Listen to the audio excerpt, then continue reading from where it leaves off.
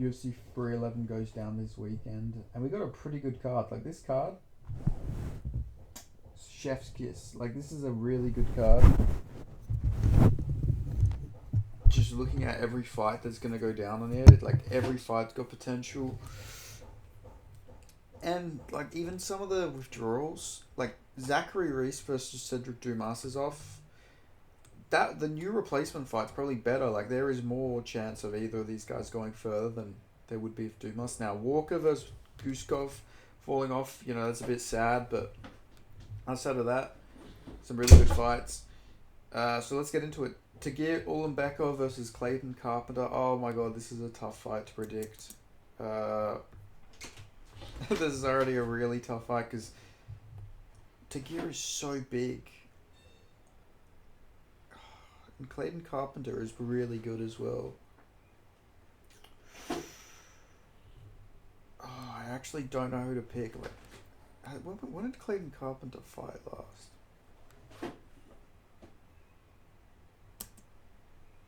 think he came back and he fought, didn't he? Yeah, he fought Lucas Arocha in October. So he has been back. He's not just coming straight off injury. He had a competitive fight with Chirez. Oh my god, this is actually honestly a tough fight to predict between these two. But I am gonna go. I'm not too sold on Clayton Carpenter. Like I think he's really good. Like I feel like Steve Erceg would beat him, but because they were meant to fight, felt like Steve Erceg had a good style for him, but I think I'll go with Tagir because Tagir is looking really good. You look at who he's lost to. Tim Elliott should have arguably won that fight. Beat Durden, Menez. Nascimento is a really good win. Beat Bruno Silva. Like he is really good. So I'm gonna go Tagir Ulanbekov to get this one done. I'll probably go by decision. I don't think he's gonna sub Clayton Carpenter, but I do think he'll get a clear victory. Then we have Ricky Tercios versus Bernardo Sapaj or Sapaj. I'm going to go Bernardo. I picked him when this fight was originally meant to happen ages ago. And I actually am more confident now that he's had some time off. He's going to recover from the KO against Vinicius Oliveira. Because he was really good. And Vinicius Oliveira is a really good fighter. And Bernardo was literally ahead. I think he was up 2 rounds. I think he got KO'd in the 3rd round, if I remember that fight correctly. Yeah, correct. 3rd round. Took it on short notice. I think he missed weight, right? No, he made weight. Why is there a... Oh, maybe that means performance bonus. Fight of the night. Okay, fight of the night. Like, he's really good. This guy's really good. I came away from that fight being more impressed. Even with a loss, I came along more impressed with that performance, especially with how Vinicius Oliveira's looked lately. Beat Ricky Simone. Like Ricky Simone's a no joke. That's a really good win as well. So I'm gonna go Bernardo. Also, speaking of, Ricky Tercios just hasn't looked good lately. He beat Kevin Natividad, but like that was a back and forth scrap. That's not a good look because Kevin Natividad. I can't believe I just butchered that after pronouncing it properly. He's not like a great fighter anyway. The Zahabi win, the loss, ages pretty well, like considering Zahabi's ranked now, but still, I'm gonna go with Bernardo to win. Then we have Rinya Nakamura versus Mun. If you're from WA, that's extra funny. Mun Gafarov. I'm going to go Rinya Nakamura. I believe in Rinya Nakamura. I am a Nakamura believer. Amazing wrestling. He's powerful. He's got power. I just have not been impressed with Gafarov either. He beat Kung Ho Kang by decision, but he's been destroyed. Said Nurmagomedov, that's an understandable loss. John Castaneda, he's not bad, but then he lost to Chad Anningheiger. John Lineker, can't shit on him too much for that. Lost to Australia's own Reece McLaurin, but I'm gonna go Rinya Nakamura. I believe in him. I think he can get him down. I think he can beat him up. I think he can turn him into a pretzel if he wants to. Then we have Caro Rosa versus Alien Perez. Now this is a tough fight because I was honestly leaning towards Caro Rosa, but I'm gonna go with Alien Perez. I might regret this pick, but I just think she'll win. You know, Caro Rosa. This is generally a tough fight to predict a winner for, but I will just go Alien Perez. She's got a lot more momentum. She's looking really good. She's shaking ass while doing it. So you know, the judges might just like give the fight to her anyway, so they can see her shake her bunda. So that isn't why I'm picking her to win, but I feel like it is a factor. You know, you shake a little ass, and the judges are gonna be like, all right, you know, might have to give her the fight. You know, keep her around, keep that memory in my mind. But no, I do think Alien Perez will win. Probably a decision. She, you know, her striking's also improving. She did knock down Jocelyn Edwards, so you know she's not like completely one dimensional. She can like strike a little bit. But I will go Alien Perez to get this one done. But it's going to be close. Then we have Grant Dawson versus Diego Ferreira. Oh, this is a tough fight. I forgot this fight was even happening. I feel like most people will probably go Grant Dawson, won't they? I'm going to go with Diego Ferreira, to be honest with you. I really do think Diego Ferreira is going to win. Who's his two fights? I know he beat Rebecca. Who did he beat? Oh, Johnson. Yeah, I'm gonna go Diego Ferreira, especially, you know, he's knocking these guys out. You've got to go with Diego Ferreira here. I'm going Diego Ferreira by knockout. I think he will chin Grant Dawson. Grant Dawson doesn't have a great chin. He really looks like Jimmy Crute there. It's actually pretty crazy. Wow, he's a big favorite. I'm going Carl. I think CDF is going to win this fight, man. Carlos Diego Ferreira, like, great striker. He's got good jiu-jitsu. When he loses, he doesn't just get like laid on top of, which, you know, Grant Dawson doesn't just do that, but you know, he lost to Dariush. You know, it's whatever. It's Dariush. You know, Dariush is a beast. Gregor Gillespie, he was winning that fight, and then he just sort of got broken. But you know, Gregor Gillespie can actually strike. He's not just a one-dimensional grappler. Like, I would say his hands are a lot better than Grant Dawson's. Then Mateus Gamrot, you know, he was winning that fight, and then he broke his rib. That's the only reason he lost, is because he broke his rib. And then obviously beat Michael Johnson by KO. That's impressive. Michael Johnson's on a pretty good streak at the moment. And then Rebecca is just that's a great win to have. Like, Rebecca is a beast. So yeah, I'm gonna go Diego Ferreira to get this one done over Grant Dawson as an underdog. I really don't. I get that he's older. You know, he's 40. There is a 10-year age difference, but CDF is looking really good. So I'm gonna pick him. He's the better striker. He's got good grappling, and we seen Grant Dawson get knocked out by Bobby Green. Bobby Green's an older guy, as well, and like Bobby Green's not a knockout artist. Carlos Diego Ferreira does have knockouts, so I'm gonna go Carlos. I'm gonna go Carlos Diego Ferreira. Then we have Zachary Reese versus Azamat Bakoev. Bakoev, I think. Bakevoev. Yeah, I'm gonna go with him. I'm gonna go with Azamat. You look at him; he is a beast. Like, he's beating good guys, and he's a beast. He's got some brutal knockout power. He can grapple as well. Zachary Reese is just like a destroyer, but I don't think he's gonna knock out Azamat here. You know, he's never been knocked out before. He's been subbed, but you know, Zachary Reese isn't gonna sub him. Zachary Reese can't be knocked out. I imagine there's no odds for this fight. Yeah, of course, it just got made. But I'm going to go Azamat here. Then we have Jailton Almeida versus Sergey Spivak. I'm going to go Jailton Almeida to win this fight.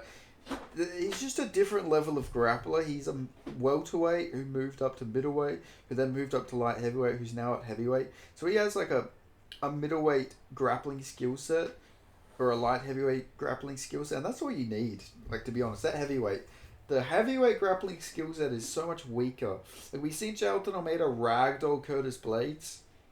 That is crazy to even say out loud. He ragdolled Curtis Blades. Like, you've got to go... Like, he got knocked out, which... You know, I picked him to get knocked out by Curtis Blades, but I didn't expect him to just pick up and do that to Curtis Blades. Like, he's athletic, he's strong, he's got good grappling. So I've got to go with Jailton Almeida to get this one done over Sergey Spivak. I just don't see how he can't, out grapple Sergey Spivak if he did that to Curtis Blades. Now, obviously, when he's shooting on Spivak, it is going to be a bit tougher because Spivak's got a judo base, so if he goes a bit too aggressive, Spivak might just be able to hip toss him. I could see that, but on the feet, I would probably favour Jailton Almeida on the feet over Sergey Spivak at this point. Like, Spivak's got pretty horrible striking. He is strong, he is big. He's not as morbidly obese as some of the other heavyweights, but Jailton Almeida's just a freak of nature, so I will pick Almeida to win. Then we have Peyton Talbot versus Ronnie Barcelos. I'm going Talbot all the way to win this one. Ronnie Barcelos is good. Like, he's been consistently underrated, but now he seems like, he's a bit older now. He's 37 years old at bantamweight. Lost to Kyler Phillips. No shame in that. He was losing to Christian Quinones, though, which is a really bad look. Umar Nurmagomedov hasn't really chinned anybody, but he knocked out Barcelos. Like, that's the only time he's ever been knocked out, which is pretty crazy, to be honest. And he shouldn't have lost to Tamir. I remember that fight should have been a draw, or he should have won. But yeah, I'm gonna go with Peyton Talbot to win. I believe in Talbot. Good chin. Very hittable, though. I don't like how hittable he is. But he's very good. Watching his fights back is a treat. Like, he's a very entertaining fighter. He can be a sharpshooter. I have a feeling he's not going to chin Barcelos, though. I think he's probably going to win a decision in this fight. I don't think he's got any. He's got a few decisions. Literally only on Dana White Contender Series, I think, against Reyes Cortez. But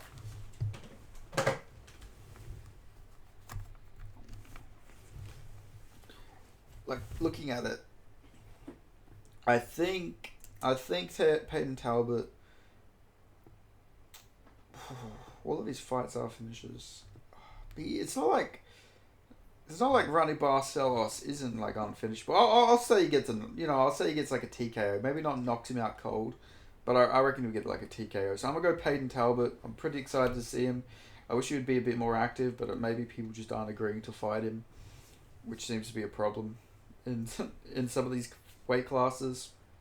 But yeah, I'm gonna go Peyton Talbot by TKO. I'll go second or third round. He pushes a pace, and he does seem to get better as the fight goes along. So yeah, I'm gonna go Peyton Talbot. Then we have Bogdan Guskov versus Billy Elikana. Probably Polynesian, I'd imagine. Elikana. He's probably Samoan or Hawaiian. But yeah, Bogdan Guskov. I mentioned that, a lot of these Polynesian guys are very durable, so maybe it's going to be harder for Guskov to get a knockout here. But I'm going to go Bogdan Guskov to get this one done. He's looking real good. Beat Ryan Spann. Ryan Spann, he's chinny, but that's still a good win. And then before that, he knocked out another Islander. What was his name? He was a Hawaiian guy. Zach Poyonga. So yeah, he's got some decent wins. He's got power. Billy Ilikana wasn't prepared for this, and I'm gonna go Bogdan Guskov by TKO/KO over Billy Ilikana. Then we have Kevin Holland versus Reina de Ridder. Oh, this is gonna be a fight I feel like people are not gonna like my prediction for. I'm gonna go with Reina de Ridder, and I know he looked awful. He looked awful against GM3. Maybe awful. He looked awful technically. But I actually rewatched the fight. He didn't look as bad as I thought he did originally. He fought very weirdly, very unorthodox, but his striking's actually pretty decent.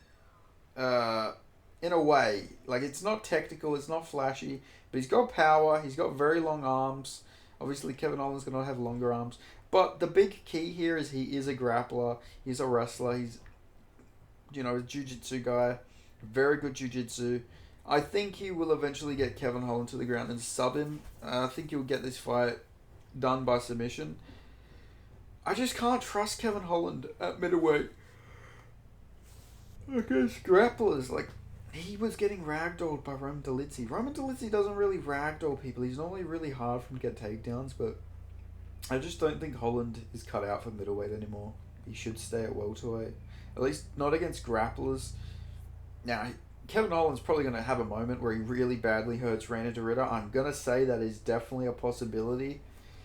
I honestly, I see that happening. I see him getting a big shot, hurts Dorita, but Dorita was going to like shoot in for a takedown. He's going to immediately get it on Holland after being rocked.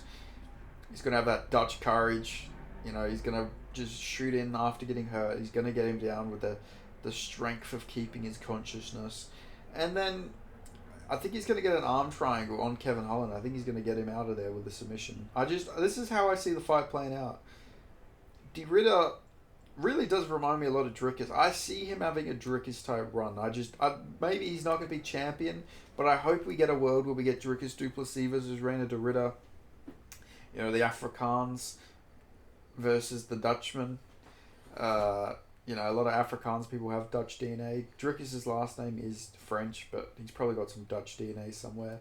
So it'd be a really cool fight to see. Dorita versus du Plessis, but you know, we have to see how he does against Holland. But I'm gonna go Dorita by submission. I think he's just gonna eventually get hurt, and then he's gonna win the fight. So yeah, that's my prediction. Then we have Beneil Dariush versus Renato Moicano. I have switched my pick for this fight, by the way. I was originally going, obviously Renato Moicano is going to win this fight. Like, clearly he's going to win. But then I started thinking about it a lot more. Renato Moicano only has one TKO on Jarlin Turner. He does have good striking, but he doesn't really knock people out too often. Well, literally only once, and it was a TKO on the ground. He normally goes for submissions. Now, he can sub Beneil Dariush, of course, but I was doing more thinking. And then I was like, Gamrot couldn't get him down, and Gamrot was shooting takedown after takedown. I would say Gamrot's probably got better wrestling than Moicano, and he's probably stronger, and he couldn't get Beneil Dariush down. Dariush is good with sprawls, good takedown defense. And then I thought, well, Renato Moicano doesn't have Charles Oliveira's striking where he can just go in and knock you out. No, he doesn't have that. He doesn't have Arman Sarukian's athleticism. No, he doesn't have that either. I started thinking more and more about this fight, but Beneil Dariush is probably the better striker, right? Like, he's got more power, definitely. He is a bit, unorthodox with his striking. But I think he's a better striker, more powerful, more likely to hurt him on the feet. And it's not like Renato Moicano is like super durable either. So I am going to be going with Beneil Dariush. I can't believe I'm saying this. After his last two fights, I was like thinking, he's over with, he's done. But then I just thought about this more and more, and I see Beneil Dariush winning. I feel like this is a good stylistic matchup for him. He's got great takedown defense. He's fighting someone who's as chinny as he is. He's got many opportunities for a knockout. Renato Moicano is not the biggest finishing threat on the feet. I'm going Beneil Dariush. I might regret this, but I'm going with it. Then we have Yuri Prohaska versus Jamal Hill. Oh my god, this is another one. Oh my god. Oh my god. Oh, this is a tough one. I have to go Jamal Hill though. People are not going to like this because people do not like Jamal Hill. But I've got to go Jamal Hill in this fight. I just think if Yuri Prohaska didn't get knocked out 4 times by Alex Pereira like 7 months ago, I'd probably think about picking him, but I've got to go Jamal Hill at this point. I know he got knocked out by Alex Pereira, but he's been out for almost a year. I think it's been like 10 months. Now, he did get injured again afterwards, so maybe he's not going to look too good. And I have a horrible track record for picking Yuri Prohaska fights. Let me just put that right out there, guys. I've only ever predicted 2 Yuri Prohaska fights right. And that was Yuri Prohaska versus Alex Pereira 1 and 2. That's the only time I've ever. I think that is the only time I've ever got his fights right. Let me just look at the record. Yeah, I picked Volkan Oezdemir against him. I picked Reyes against him. I don't actually remember if I picked him or not for Glover. I honestly don't remember. That's so long ago. I can't remember at that point. But I know for sure I picked him. I picked Alex in both fights against him. So I've got a horrible track record for Yuri Prohaska fights. So I will just admit that straight up. But I'm gonna go Jamal Hill. It just seems like a good matchup for him. Both unorthodox. You know, Jamal Hill, powerful.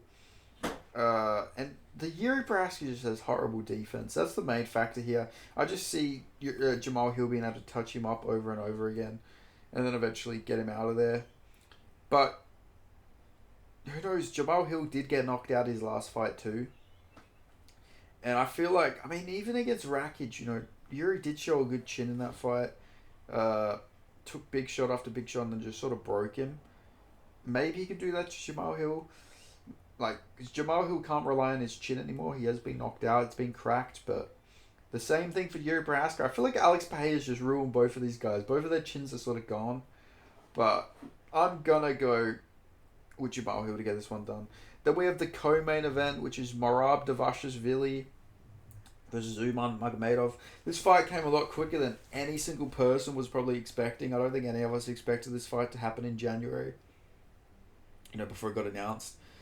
But it's a good fight. It's an interesting fight. The odds are insane, to be fair.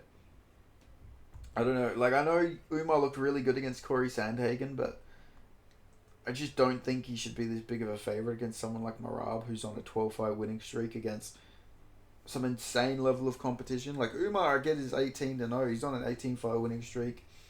He's undefeated. But you got to look at Merab's beat. Sean O'Malley, Jose Aldo, Peter Yan. Who else did he beat?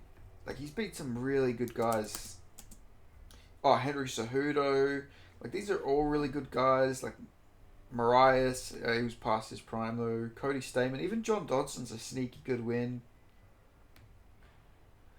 But regardless, Brad Katona, sneaky good.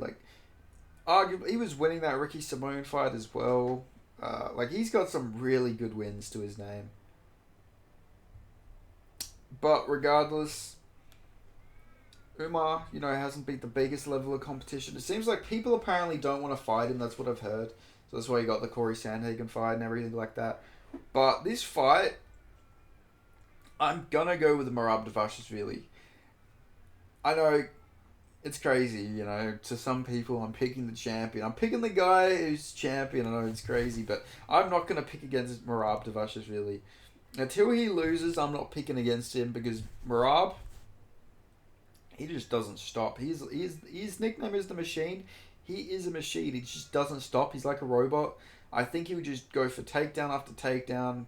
He'll pick him up, he'll slam him. I know Umar is going to be tougher because he's got that Dagestani wrestling background, trains with Habib, etc., etc. But I think eventually Merab will be able to break him, slow him down, eventually just get takedown after takedown.